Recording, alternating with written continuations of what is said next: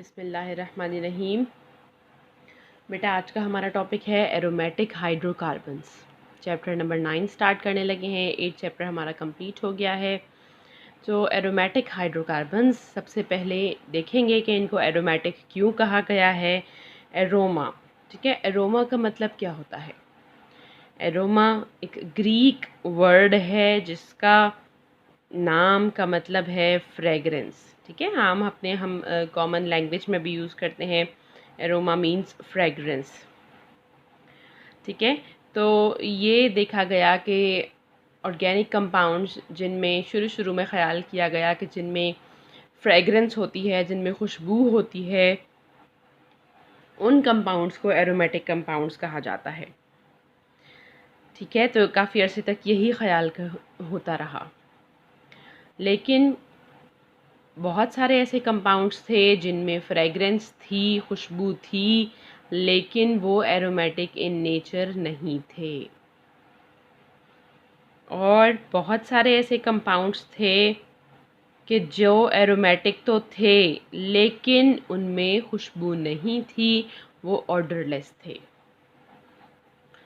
तो ये देखने के लिए कि कौन सा कंपाउंड्स एरोमेटिक हैं, जब एक्सपेरिमेंट्स किए गए तो ये देखा गया कि जितने भी एरोमेटिक कंपाउंड्स जिनको हम समझ रहे थे, बिलीव कर रहे थे कि ये एरोमेटिक इन नेचर हैं, जब उनको डिग्रेड किया गया, तोड़ा गया, तो ये देखा गया कि उन सारे कंपाउंड्स में से जो बेसिक यूनिट है वो क्या निकलता है, दैट इज़ बेंजीन या बेंजीन से मिलते जुलते कंपाउंड्स, ऐसे कंपाउंड्स जो स्ट्रक्चरली बेंजीन से मिलते थे या बेंजीन के डेरिवेटिव्स थे। तो तमाम उन कंपाउंड्स को नाम दिया गया एरोमेटिक कंपाउंड्स का।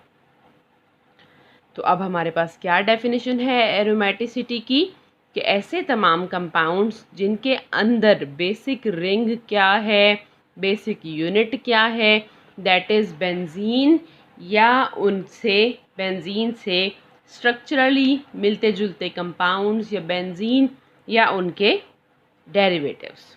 ठीक है, सो एरोमेटिक कंपाउंड्स हमारे पास क्या है? अब एरोमेटिक हाइड्रोकार्बन्स जिसमें शामिल हैं बेंजीन और ऑल तमाम वो compounds, all those compounds that are structurally related to benzene. ठीक है, बेंजीन ये है हमारे पास double bond, single bond, double bond, single bond, double bond, single bond, 3 double bonds जो कि ऑल्टरनेट कर रहे हैं 3 सिंगल बॉन्ड्स के साथ, इसे हम बेंजीन कहते हैं। या नेफ्थलीन, बिकॉज ये भी बेंजीन के 2 रिंग्स ज्वाइन हैं, या इस तरह से बेंजीन के ऊपर मिथाइल ग्रुप या बाइफिनाइल ग्रुप।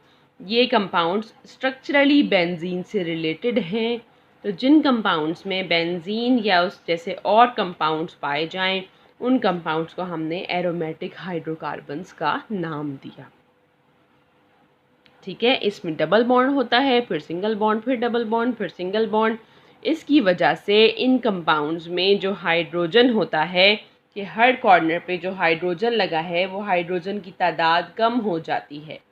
हर कॉर्नर पे एक हाइड्रोजन लगा है और हर कार्बन की जो स्टेट ऑफ हाइब्रिडाइजेशन है वो sp2 स्टेट ऑफ हाइब्रिडाइजेशन है। इनको हम और भी क्या कह सकते हैं? लो हाइड्रोजन टू कार्बन रेशियो। ठीक है, इन कंपाउंड्स को हम क्या कहते हैं कि इनके अंदर लो हाइड्रोजन और कार्बन की रेशियो है। तो जितने कार्बन हैं उसके ऊपर सिर्फ एक एक हाइड्रोजन मौजूद है बेंजीन में। ठीक है बेटा, फिर हम इन एरोमेटिक हाइड्रोकार्बन्स को 2 तरह से डिवाइड कर सकते हैं।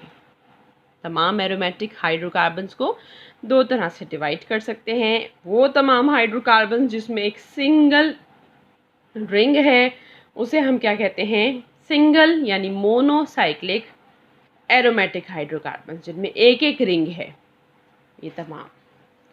और वो हाइड्रोकार्बन्स जिसमें क्या है? पॉलीसाइक्लिक, जिनमें एक ही कंपाउंड में 2 रिंग हैं या मैनी रिंग्स हैं, तो उन कंपाउंड्स को हम पॉलीसाइक्लिक एरोमेटिक हाइड्रोकार्बन्स कहते हैं। ठीक है, मोनोसाइक्लिक एरोमेटिक हाइड्रोकार्बन्स और उनके डेरिवेटिव्स दूसरी क्लास क्या है और एरोमेटिक हाइड्रोकार्बन्स की? दैट इज, हाँ जी, पॉलीसाइक्लिक एरोमेटिक हाइड्रोकार्बन्स। तो बारी बारी इनको हम देख लेते हैं। इन तमाम के नाम बेटा आपने असाइनमेंट में लिखने होंगे और स्ट्रक्चर्स ड्रॉ करके इनके नाम लिखने होंगे, जितने भी स्ट्रक्चर्स हमारे पास ये आ गए हैं। ठीक है, इनको हम फोकस करते हैं। तो ये हमारे पास क्या मौजूद है, बेंजीन रिंग के ऊपर जब CH3 ग्रुप लगा दिया जाए, ठीक है, तो ये इसका नाम क्या होता है हमारे पास, टोल्यूइन। स्पेशल नेम से दिए जाते हैं। OH ग्रुप बेंजीन का एक हाइड्रोजन हटा के, ठीक है, जब हम इसके ऊपर सब्स्टिट्यूट कर दें उस हाइड्रोजन को हाइड्रोक्सिल से, इसका एक ख़ास नाम हो जाता है फिनोल। ठीक है, इसी तरह से जब हम बेंजीन का NH हाइड्रोजन हटा के NH2 लगा दें, name would be aniline. Hydrogen हटा के क्या लगा दें, COOH एसिडिक ग्रुप लगा दें, that will be benzoic acid. Aldehyde लगा दें, C डबल बॉन्ड O और ये साथ में इस तरफ H, CHO बेंजेल्डिहाइड कहेंगे। इसी तरह से सल्फोनिक एसिड लगा दें तो ये हमारे पास बेंजीन सल्फोनिक एसिड कहलाएगा। बेटा मोस्ट इम्पॉर्टेंट स्ट्रक्चर्स हैं, कोई सा भी आपको पेपर में भी आ सकता है, MCQs में भी और शॉर्ट क्वेश्चंस में भी, कि write down the structures of the following, benzene sulphonic acid, benzaldehyde, toluene, phenol, कोई सा भी आ सकता है। ठीक है, इसी तरह से हमारे पास पॉली साइक्लिक एरोमेटिक हाइड्रोकार्बन्स हैं, 2 फिनाइल हैं इकट्ठे, एक कार्बन दूसरा कार्बन इकट्ठे जॉइंट हैं, बाइफिनाइल नाम बन गया इसका। ठीक है, इसी तरह से हमारे पास 2 फिनाइल हैं और एक मिथाइल ग्रुप के ज़रिए कंबाइन है। इसको हमने एक सिंगल पेरेंट का नाम दे दिया डाइफिनाइल, और ये एक कार्बन है चूँकि मीथेन, डाइफिनाइल मीथेन का नाम दे दिया हमने इसे। इसी तरह से हमारे पास पॉलीसाइक्लिक में क्या है, 2 बेंजीन रिंग जब ये वाली पोजीशन से, कंधों की पोजीशन से ऑर्थो पोजीशन से फ्यूज़ हैं, जुड़े हुए हैं, नाम क्या होगा इनका, नेफ्थलीन। बेटा मोस्ट इंपॉर्टेंट स्ट्रक्चर्स हैं, पेपर में आते हैं आपके लाजमी। 2 जब ऑर्थो नेफ्थलीन के ऊपर जब किस पर, इस पोजीशन पे एक और रिंग आप जोड़ दें तो इसका नाम फिनेंथ्रीन हो जाता है। 3 रिंग्स वाला आपने याद रखना है, दैट इज़ फिनेंथ्रीन। 3 रिंग्स वाला जब इस तरीके से और यूं ऊपर जुड़ जाए, ठीक है, ये और ये, तो ये हमारे पास फिनेंथ्रीन है। और 3 रिंग जब सेम एक ही लाइन में हो, एंथ्रासीन कहलाएंगे। ठीक हो गया। नेक्स्ट हम इनके पास बेटा नोमेनक्लेचर पे आते हैं नेक्स्ट वीडियो में।